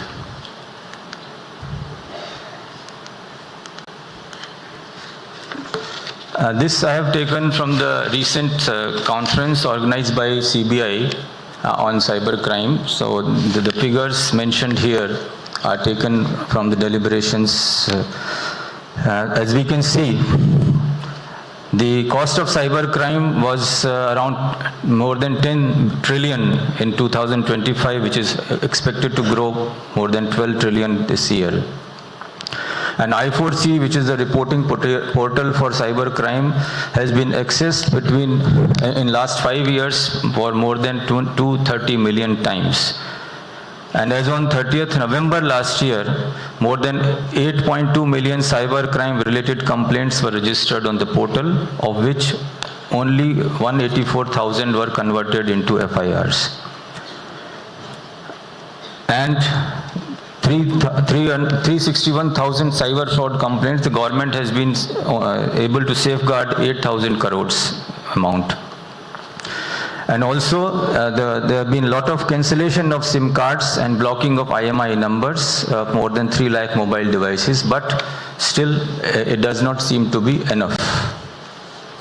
Now, what is the trend which we have seen while investigating various cyber crimes? The challenges which we have come across are listed in this slide. And when we see the root cause seems to be the easy availability of mule accounts, especially when it comes to financial transactions, the weak KYC verification and the ease of banking transactions, it is hampering the investigations of all the cyber fraud complaints which we receive. The VPN servers location abroad, we were discussing the threat being received through email on the security of high courts and other critical installations. And every time we come to a dead end as we start the investigation, the email servers are located abroad, and the kind of information which we are getting back is so restricted and so limited that it is impossible to track the original sender. So that the MLATs which we have some countries does not seem to be enough. The international coordination which we have is not sufficient enough to get us the details which we need to proceed in our investigations. And many times we have seen while we are moving with through the CBI for our request, there is not so much of cooperation from some foreign jurisdictions when we are seeking assistance in investigations. And then there is the use of cryptocurrency when they are diverting the proceeds of crime. The increasing use of cryptocurrency and the absence of any central authority to regulate cryptocurrency and the use of end-to-end encrypted messaging leading us to a dark area in our investigations, and that is why many of the investigations are pending, which sir has noticed also. We are not able to complete the entire chain of investigation, and at some point of time we are stuck. And now, as I have mentioned here, that 80% of now cyber attacks which we are facing are probably coming through using AI only. So it is becoming so easy for the criminals to send such kind of threats or of emails which we receive. So they don't have to even put much efforts by sending a very serious looking email which is mostly a hoax one. So I have taken out 3 case studies of recent past. The first one is about a cyber fraud syndicate which is operating from Cambodia. In Jaipur, police has recently come across information that there are thousands of SIM cards which are activated under few EMI numbers, and certain common points of sale were the ones who had sold all these cards. So the SIM cards being sold by point of sale in India, in Jaipur jurisdiction, they were being transferred to Cambodia and were being used in cybercrime cases. So we came across that 36,000 mobile numbers were found roaming in Cambodia issued from India in this one investigation itself, sir. And out of these complaints, we could see that there are more than 5,000 mobile numbers were already registered in the reporting portal on cybercrime, which has been developed by I4C. So we have been able to arrest 6 people, but the main culprits, as we can see, and in this case, they appear to be Malaysian citizens who are still abroad. So the challenges encountered during this case, of course, the cross-border nature of the syndicates operating in this kind of fraud, and the logistics of these operations which directly involve foreign nationals, and misuse of points of sale systems, which is very easy. It's still, there are probably not stringent laws, or maybe the implementation of these laws by us, which is leading this situation that it is very easy to misuse points of sale, and that is why thousands of SIM cards are being activated under few IMI numbers. So another case study is of Jhalawad. The Jhalawad police has recently worked out a case of cyber fraud valuing more than 1,000 crore. And in this case, the accused exploited loopholes in the government portals and used specialized software to target welfare schemes. So there are a number of schemes of government in which the beneficiaries are giving direct transfers, direct banking transfers. So these accused were able to alter the beneficiaries' records by changing their mobile numbers, changing the bank account details, and could divert the aid which was to come to their accounts to the accused accounts. In this case, we could arrest 51 accused in this case already, and which belong to not just Rajasthan but also Punjab, MP and Delhi. So in this case again, we saw the large number of accounts are being used, and specialized software is being used by the accused which can actively break official ID passwords and crack OTPs of the government officials, and then tampering directly with the official portal, as seemed that it was quite easy for them to break into this.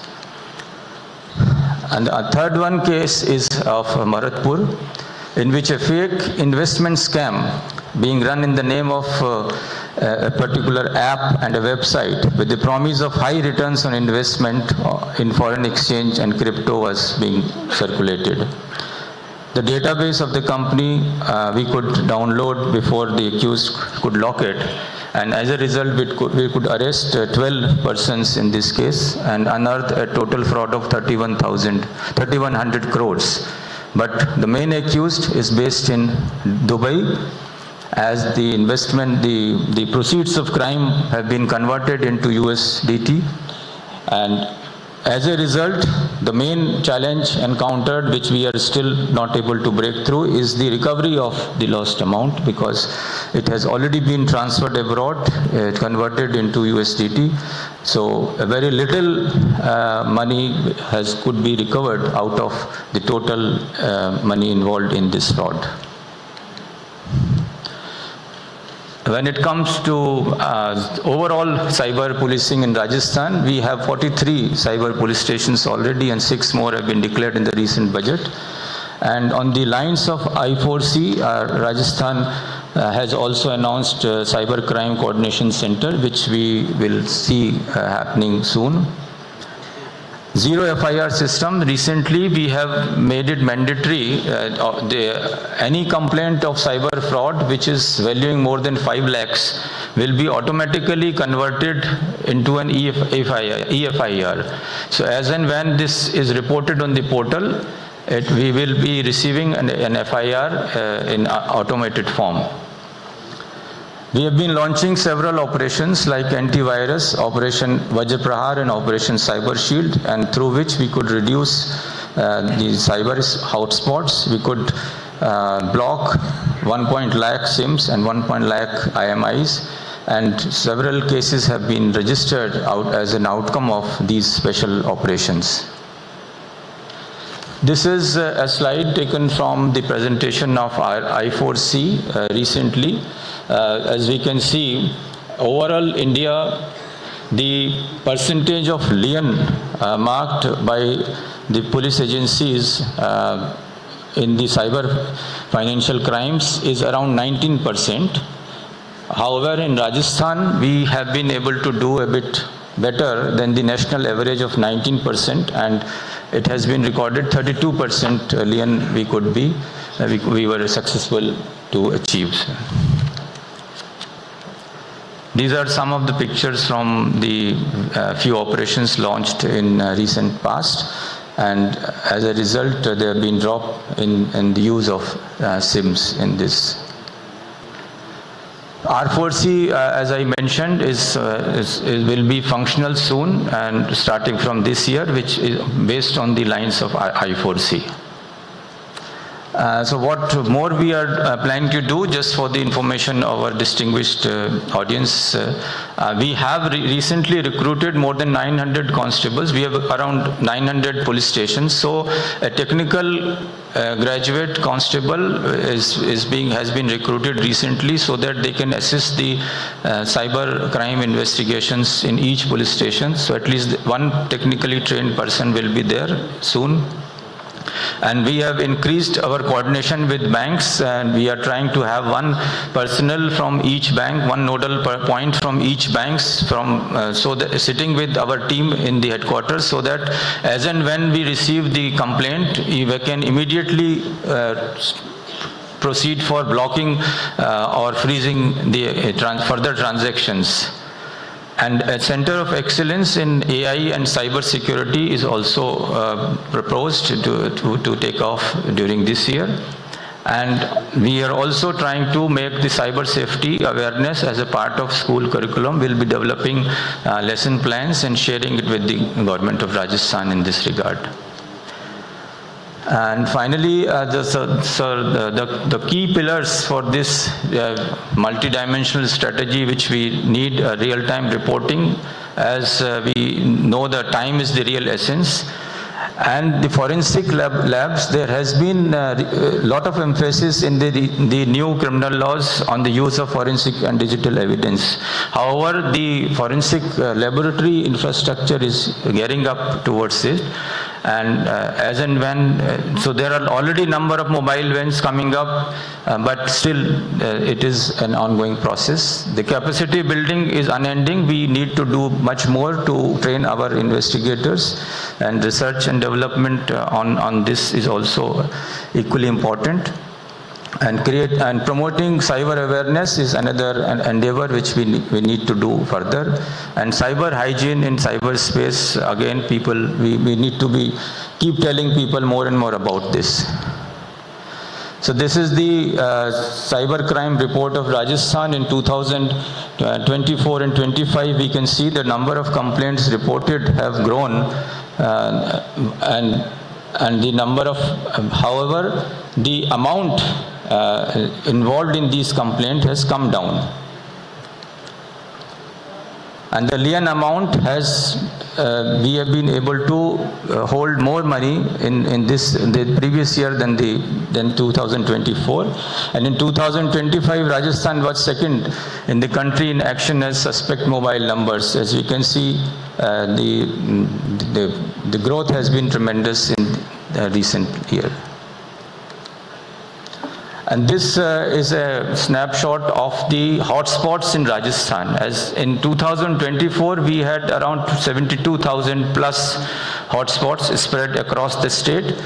But with some intensive efforts in the last year, we could bring it down to 29,000. And this is an automatic reporting procedure. It is not that it is based on the complaints received on the I4C portal, and it is generated automatically. So we could achieve 60% reduction in the hotspots in the last years. So, sir, finally, sir, I would end this with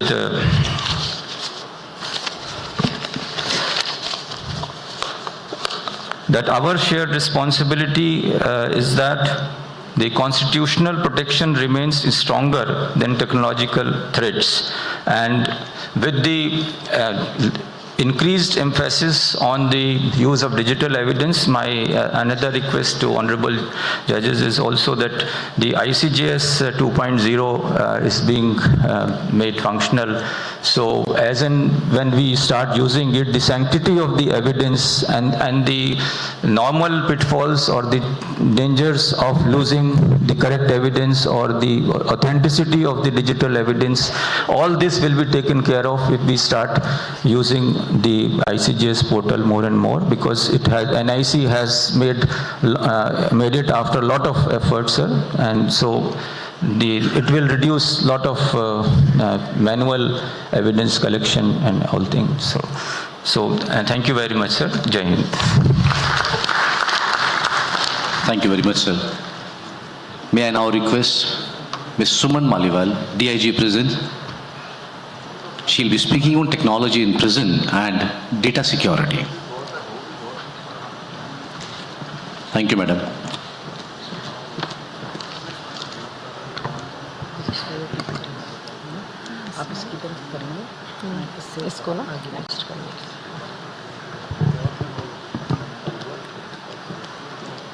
Respected dais and all dignitaries, with the permission of chair, I would like to start.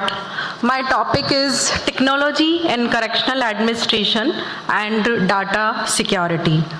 We all know that technology has transformed the way we approach most daily tasks, and as well, it smoothened the work and the administration of prison and prisoners management.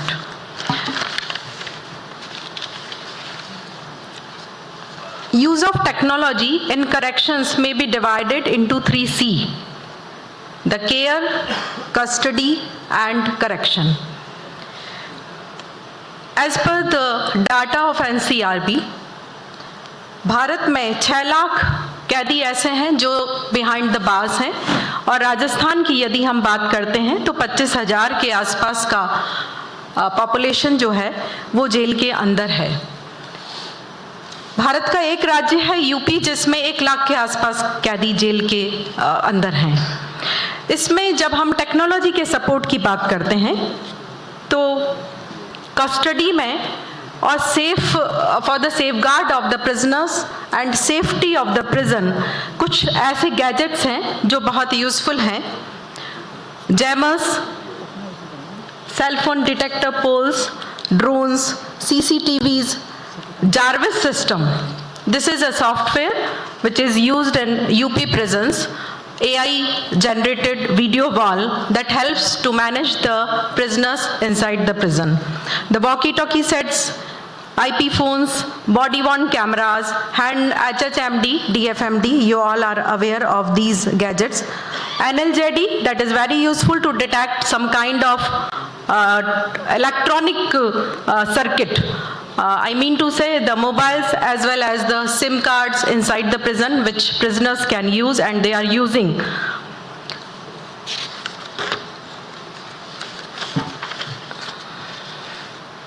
Cell phone detector poles, back.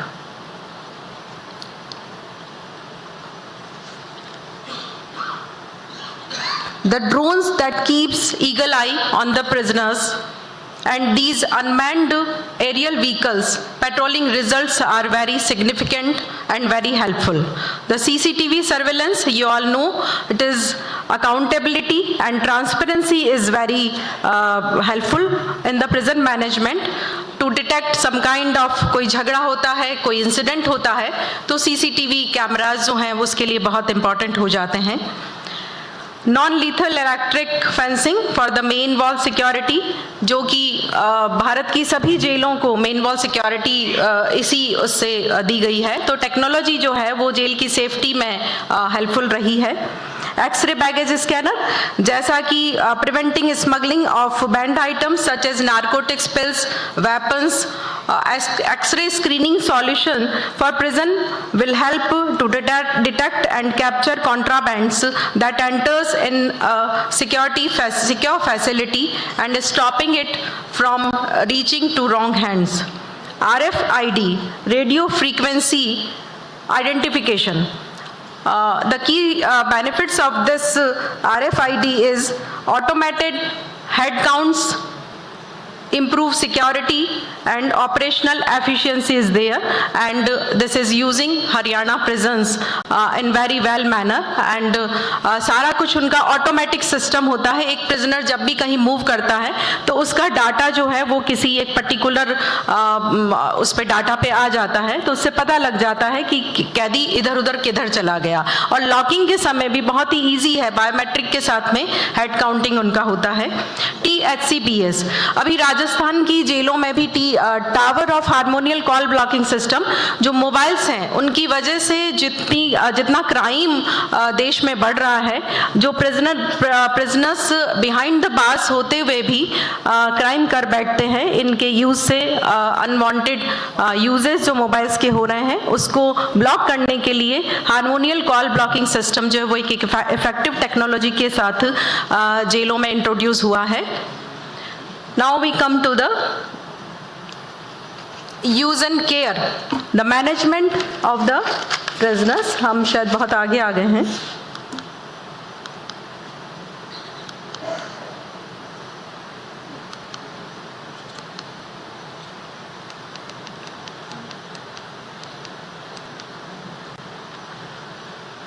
Biometric admission से लेकर release तक का प्रत्येक data जो है होने लगा है। इसमें सेफ्टी सिक्योरिटी बढ़ी है। कैंटीन फैसिलिटी, बंदियों की पहचान करना, स्टाफ की अटेंडेंस आदि भी बायोमेट्रिक के साथ में प्रिजन्स में होने लगी हैं। फिंगरप्रिंट, फेशियल रिकॉग्निशन, जैसे तिहाड़ में 2022 का एक उदाहरण है कि 50 कर्मियों का मिसमैच डाटा हुआ बायोमेट्रिक के साथ और तुरंत प्रभाव से उनको टर्मिनेशन कर दिया गया। इसी तरह से VC विजिट्स, कोविड पेंडेमिक के समय राजस्थान में 1 लाख VC विजिट्स हुई। आप सभी अवेयर होंगे उस समय कि एक दूसरे को परिवारजन अपने व्यक्ति को देखना चाहता था, जो कैदी जेल के अंदर बैठा था, उसकी सिचुएशन तो उस समय क्या हुई होगी। और ये VC विजिट्स लगातार ई-मीट के नाम से महाराष्ट्र में हो रही है।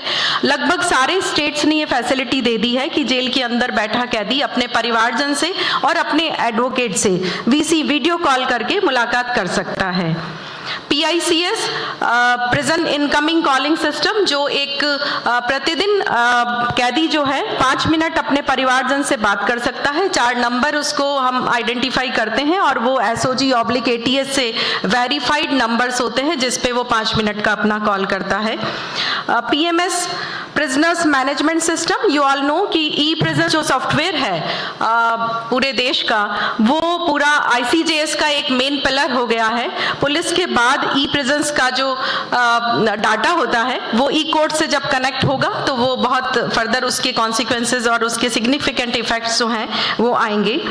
VMS, विजिटर्स मैनेजमेंट सिस्टम, कैदी से मिलने के लिए जब भी कोई उसका परिवारजन आते हैं या कोई और व्यक्ति भी आता है तो उसका टोटल आइडेंटिफिकेशन के साथ में उसका टोटल रिकॉर्ड जो है अब डिजिटल फॉर्म में जेल में रखा जा रहा है, इंक्लूडिंग हिज फोटो, हिज और her photo / Aadhaar card as well as all the other informations. Canteen facility, जेलों में इस समय ड्राई कैंटीन, वेट कैंटीन की फैसिलिटी है और ये कैंटीन भी पूरी तरह से इलेक्ट्रॉनिक और टेक्नोलॉजी बेस्ड है, जिसमें किसी भी तरह का ऑनलाइन ट्रांजैक्शन ही अवेलेबल है, यानी कैदी के परिजन अपने ऑनलाइन तरीके से उसमें पैसा जमा कराते हैं और उसके बदले उसको PICS यानी कॉलिंग सिस्टम और कैंटीन फैसिलिटी अवेलेबल होती है, जिसका भी अमाउंट जो है वो लिमिटेड अमाउंट होता है, जो कि हर स्टेट द्वारा अपने अपनी जेलों में फिक्स किया गया है। एक ऑनलाइन टेलीमेडिसिन फैसिलिटी जो है वो भी बहुत इंपॉर्टेंट हुई है। अभी राजस्थान ने बीकानेर जेल में प्रारंभ करी है, परंतु इसका ऑथेंटिकेशन जो है वो इम्पॉर्टेंट है कि कैदी को किस तरह से टेलीमेडिसिन फैसिलिटी दूरस्थ बैठे जैसे ग्रामीण व्यक्ति को अवेलेबल हो रही है, वैसे ही ई-संजीवनी पोर्टल के माध्यम से जेल के कैदी को भी टेलीमेडिसिन फैसिलिटी उपलब्ध करवाई गई है, जिससे सेफ्टी सिक्योरिटी का एक इशू है, पुलिस गार्ड की अनअवेलेबिलिटी या कम अवेलेबिलिटी रहती है, तो इन सब प्रॉब्लम्स को मीट आउट करने के लिए बहुत इंपॉर्टेंट साबित हुई है और हो रही है।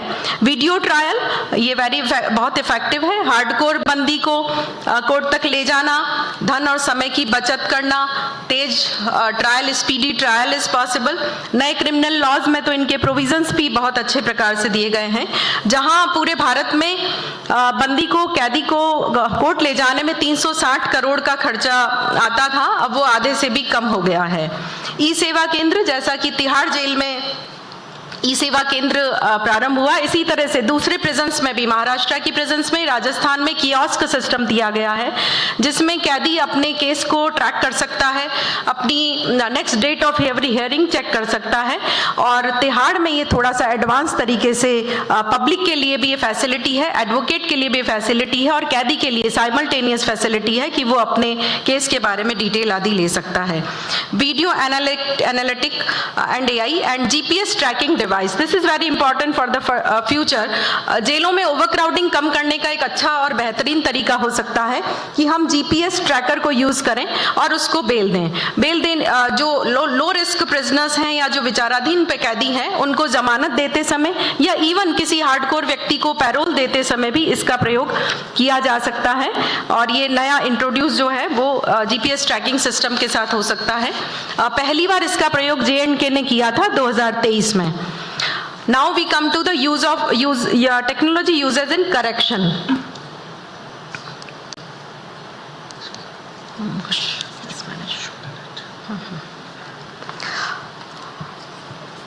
महात्मा गांधी ने कहा था, crime is the outcome of disease mind and jails should play a role of hospitals.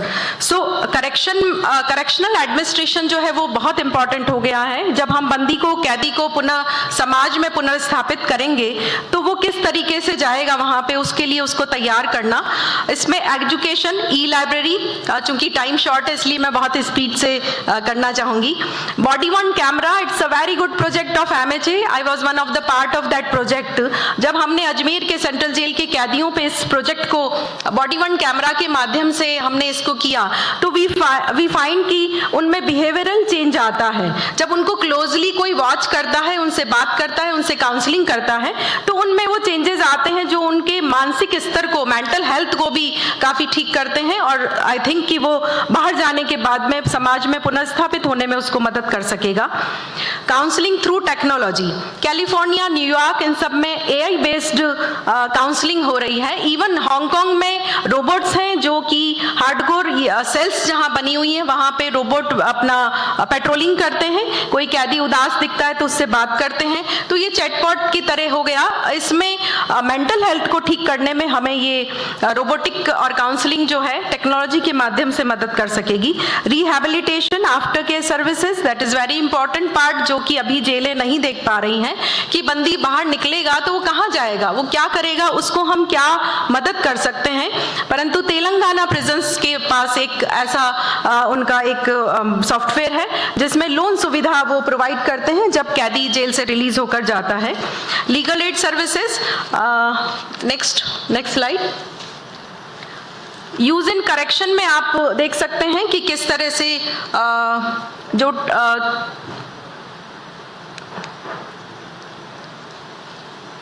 ई-बाजार portal जो है जेल के प्रोडक्शन को आम आदमी तक पहुंचाना, और उसका पर्पस ये नहीं है कि प्रोडक्शन ज्यादा करना। प्रोडक्शन के साथ में देश में कुछ राज्यों ने जब प्रारंभ किया इसको, ई-बाजार पोर्टल को, तो रोजगार बढ़ा, आमदनी बढ़ी कैदी की, और सेल्फ रेस्पेक्ट उसके मन में आया। रिहाई के बाद पुनर्वास की उम्मीद जगी है, समाज में उसका एक्सेप्टेंस बढ़ा और दोबारा अपराध न करने का रुझान भी उसका आया। तो इसको ई-बाजार पोर्टल के माध्यम से राजस्थान की प्रेजेंस ने भी प्रारंभ किया है, जो कि ऑनलाइन अमेजोन और फ्लिपकार्ट की तरह एक प्लेटफॉर्म है जहां से जेल का बना हुआ प्रोडक्ट कोई भी व्यक्ति कहीं भी परचेस कर सकता है। AI in presence. अब ये जो समस्या है साइबर क्राइम की, साइबर अपराध की या डाटा लीकेज की, ये AI के साथ जेलों में भी प्रवेश कर गया है। वीडियो एनालिटिक एंड AI जो कि यूपी, उड़ीसा, कर्नाटका 1070 कैमरास कर्नाटका ने CCTV cameras AI based settle किए हैं। यूपी में एक वीडियो वॉल बनाई गई है जो कि वहाँ के हेडक्वार्टर पे है। प्रत्येक जेल के यानी 70 प्रिजन्स को उन्होंने उसमें इंक्लूड किया है। 10 कैमरा प्रत्येक जेल से हैं। जहां भी बंदी किसी तरह की हाथ उठाने की एक्टिविटी करता है, कोई कुछ छुपाने की एक्टिविटी करता है, तो वो तुरंत एक अलार्म जनरेट होता है हेडक्वार्टर पे और वहां से इंफॉर्मेशन जाती है कंसर्निंग जेल पर और उससे 5000 कैदियों की इस तरह की जो एक्टिविटी है वो अभी तक यूपी ने पकड़ी है। यानी किसी तरह का जेल ब्रेक होने को भी वो प्रिवेंशन मिला है। इस तरह से AI जो है प्रिजन्स में इंपॉर्टेंट हो गई है। Technology benefits for the prisoner, ये सभी को पता है कि डिजिटल फैसिलिटी से प्रिजनर भी अपना सारा ग्रीवेंस रिड्रेसल सिस्टम भी इसमें आ गया है। लीगल एड, कैदियों का पुनर्वास आदि जो बेनिफिट्स हैं वो उसको मिले हैं। Now the way forward, telemedicine facility के लिए मैं ऑनरेबल्स का ध्यान आकर्षित करना चाहूंगी कि यदि ये फैसिलिटी ऑथोराइज्ड हो जाती है तो कैदियों के ट्रीटमेंट में जेल जो एडमिनिस्ट्रेशन है उसको बहुत फैसिलिटी मिलेगी। और ऑल्टरनेट ऑफ कस्टडी जो कि GPS ट्रैकर सिस्टम है, जेलों में ओवरक्राउडिंग कम करने का एक बेहतरीन विकल्प बन सकता है। नाउ केस स्टडी की तरफ हम आते हैं। CCTV जैसे कि टिल्लू जौनपुरिया मर्डर केस था दिल्ली का, तिहाड़ का, CCTV से ही वो डिटेक्ट हुआ कि किस तरह से किस बिहेवियर के तहत उस कैदी का मर्डर किया गया था। या अभी लेटेस्ट में जो MP के सिमी प्रिजनर्स का जो एस्केप हुआ था, ये भी लेटेस्ट जयपुर जेल का जेल ब्रेक जो था वो पूरी तरह से CCTV में उससे डिटेक्ट हुआ। तो सो द केस स्टडी जो तिहाड़ की जार्विस सिस्टम जिसकी मैंने अभी बात करी, ड्रोन जोधपुर जेल पर ड्रोन का एक इतना अच्छा सा एक्सपेरिमेंट हुआ कि जब ड्रोन्स से ये पता लगा पुलिस कंट्रोल रूम को कि कुछ कैदी छत पर चढ़ गए और कोई एक्टिविटी कर रहे हैं, तो जेल ब्रेक जो है वो बच गया। यानी टेक्नोलॉजी से ये मदद मिली और ड्रोन से ये मदद मिली कि एक जेल ब्रेक रुक गया। इसी तरह से बॉडी वन कैमरास, TSCBS, ई-बाजार, इसकी बात अपन ने करी है। नेक्स्ट पे आ जाते हैं। VC विजिट्स जैसे कि राजस्थान में 40,000 इस वर्ष की VC विजिट्स हैं। वीडियो ट्रायल हम ऑलरेडी बात कर चुके हैं। Solar energy, now this new concept launched in the prisons also. अभी जयपुर और राजस्थान की कुछ जेलों में सोलर एनर्जीज के रूप में, जहां की राजस्थान देश में रिन्यूएबल एनर्जी में 27% अपना योगदान दे रहा है, तो जेलों में भी 4 लाख यूनिट प्रतिवर्ष जो है वो सोलर एनर्जी के रूप में के माध्यम से अभी प्रारंभ हो चुकी है। डाटा सिक्योरिटी की बात अब हम करते हैं। अब आप सोचेंगे कि प्रिजन में डाटा सिक्योरिटी की क्या आवश्यकता है, बट आधार कार्ड का यूज होता है, बायोमेट्रिक्स होती है। 1.88 करोड़ जो कैदी हैं प्लस कैदी जो कि ई प्रेजेंस पे उनका डाटा सिक्योर है। तो जब डाटा सिक्योरिटी इसीलिए आवश्यक हो जाती कि यदि वहां से भी कोई लीकेज होता है तो वो हमारी देश की सुरक्षा को भी खतरा पैदा कर सकता है। और सबसे इंपॉर्टेंट बात की जो साइबर अपराध हैं उसमें जो उनके जो मुलजिम हैं जो जेल के अंदर है उनसे जेल का डाटा छुपाना और उनसे सिक्योर करना, ये भी अपने आप में एक चैलेंज के रूप में सामने आने वाला है और थोड़ा थोड़ा चैलेंज अभी से प्रारंभ हो चुका है। तो protection of sensitive information in correctional facility, inmates record, personal details, criminal history, medical and mental health data, staff information, visitors logs and operational system, ये जो है बहुत इंपॉर्टेंट है। इसीलिए जेलों का भी जो डाटा है उसको सिक्योर करने की आवश्यकता है। एक उदाहरण मैं बताना चाहूंगी, वेंडर रिलेटेड इशू जो कि यूएस में मार्शल सर्विसेज का जो कि प्रिजन सिक्योरिटी के लिए डेप्यूट होते हैं, उनका डाटा 2019 में लीक हो गया।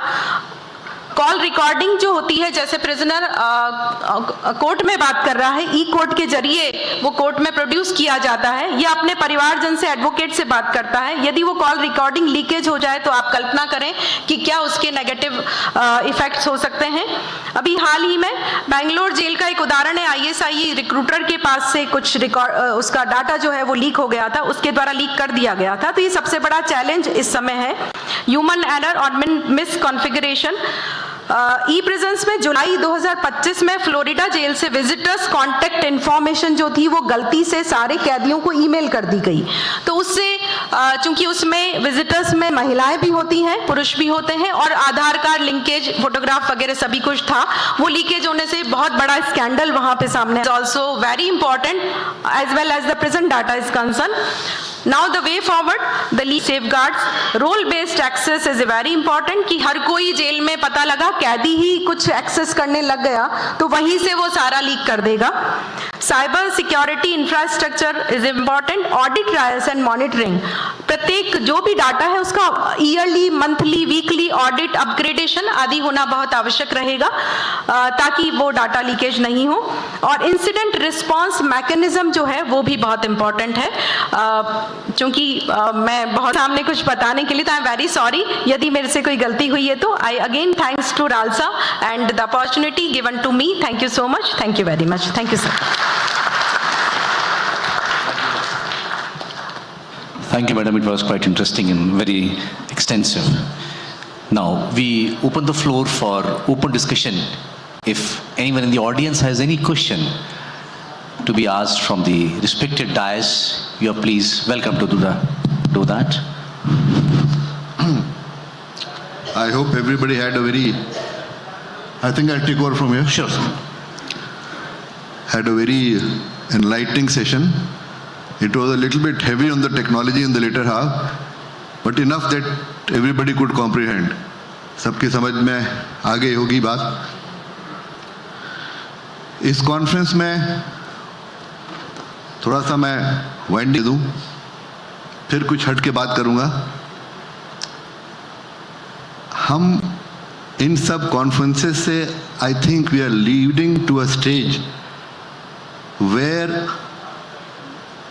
हमको ये रियलाइजेशन हो रहा है कि हम क्राइम एज ए जनरल और स्पेशली साइबर क्राइम्स को टैकल करने में सक्षम नहीं हो पा रहे, इसलिए लॉज को अमेंड किया जा रहा है। और आज तक का जो क्रिमिनल जूरिस्प्रूडेंस रहा है वो हल्का सा पैराडाइम शिफ्ट कर रहा है। जो ओनस को प्रिज्यूम कर लिया जा रहा है अदर साइड पे, ये शो करता है कि हम में कमी है।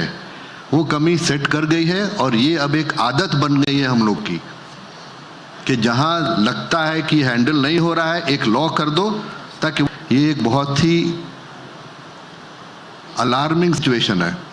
मैं खाली ये सबके मन में, चूंकि यहाँ जुडिशरी भी बैठी हुई है, पुलिस वाले भी बैठे हुए हैं, प्रिजन वाले भी बैठे हुए हैं, हमें ये देखना है कि आज के दिन भी हमारा संविधान ऊपर रहेगा। एक मानवता का जो मानव को एक अधिकार है वो रहेगा, human rights, his basic rights. How to balance, थोड़ा we are going overboard in stricter laws, is it not a comment?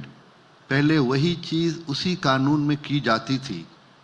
अब ये जवाब नहीं है कि ये इसका स्केल इतना बढ़ गया है तो ये डाइल्यूट कर दो। Every individual has the same right. Every case has to be taken through the same समय। और ये ज़रूरत क्यों आई है?